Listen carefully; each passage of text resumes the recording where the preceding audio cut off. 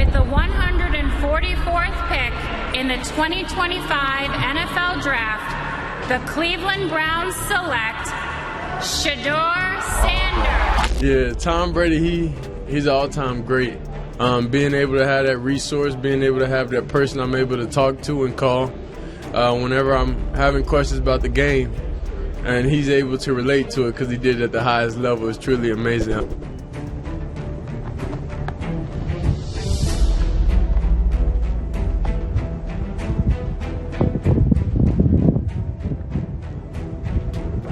That they were going to embarrass, humiliate, and sabotage both Deion Sanders and his son, Shadur Sanders, on draft day. First down at the 30. Sanders takes his time, lost one in the air, caught, touchdown, Colorado! With the 144th pick in the 2025 NFL Draft, the Cleveland Browns selected Shadur Sanders. Yes, that Shadur. And guess who was supposed to be in his corner? Tom Brady. The man. The myth. The GOAT. Shadur trained with him, got advice from him, looked up to him, and now there's talk that Tom might have helped tank his draft stock. Y'all, what is happening behind the scenes? Because let's be real, this whole draft journey for Shadur Sanders feels like a setup. And I'm not just talking about him slipping to the 5th round. I'm talking about something way deeper. Word on the street is Tom Brady, yes, Mr. 7 Rings, was allegedly in the mix with NFL owners and execs, low-key scheming to blackball Shadur. And the kicker? Tom trained this man, gave him game, bigged him up, and then, allegedly, flipped on him. Is this Shadeur? This is Mickey Loomis here, the GM of the New Orleans Saints. How you doing? I don't think Shadur Sanders is a problem within buildings, and like this idea that it's like, oh, he's a diva, and that's what I think there's zero iota of truth in that. If you ain't trying to change the franchise or the culture, don't give me. So you should know history repeats itself over and over and over, and I've done it over and over and over, so it should be no question why an NFL franchise should pick me.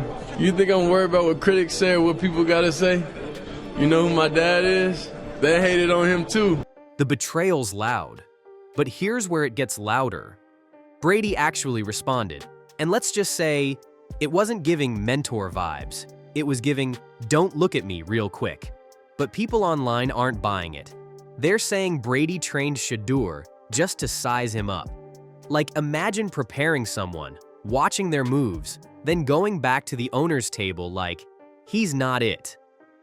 Messy? Yes. But let's go deeper.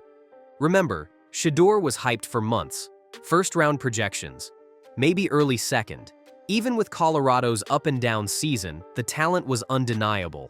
That man's arm, his timing, his poise. It was all there. People were ready to bet the house on him.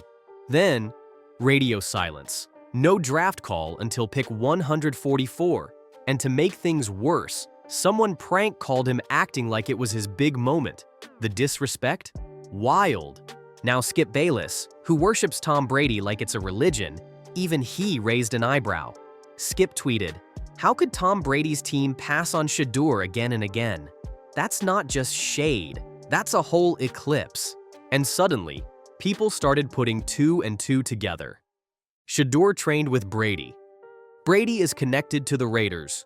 The Raiders passed, over and over. Coincidence? Fans don't think so. And here's another layer, attitude.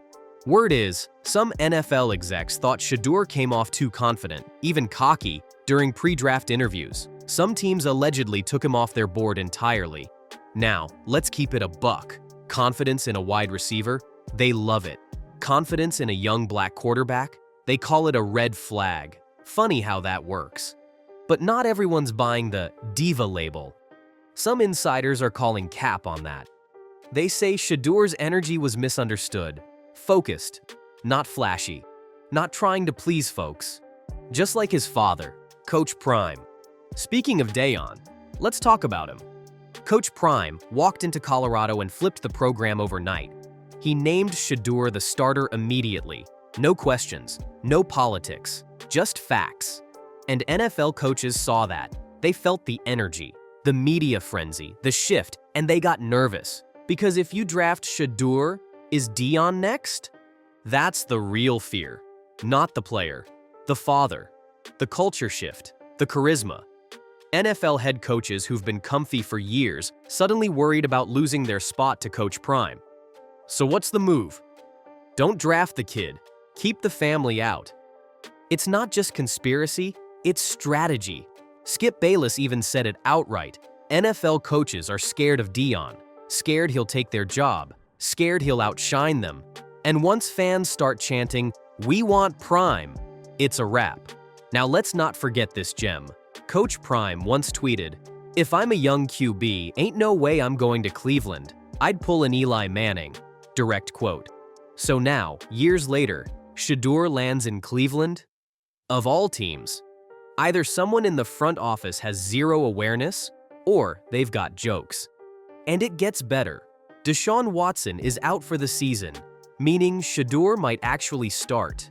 Sounds like a Cinderella story, right? Wrong. Because some people think this is a setup, that the Browns will throw him into the fire, no support, no prep, and watch him flop, just to say, "We told you so." Let him burn under the pressure. Booed by fans, still salty at Deion.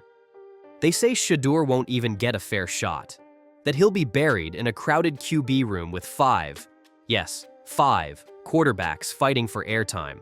Joe Flacco still hanging on. Kenny Pickett trying to revive his career. Dylan Gabriel looking for reps. And now Shadeur. It's not a team, it's a quarterback Hunger Games. And then comes Dr. Umar Johnson dropping bombshells. He claims, allegedly, that the entire league came together to humiliate Deion and Shadeur. He called it a coordinated takedown, motivated by race, by power, by fear. Did the NFL go full sabotage mode?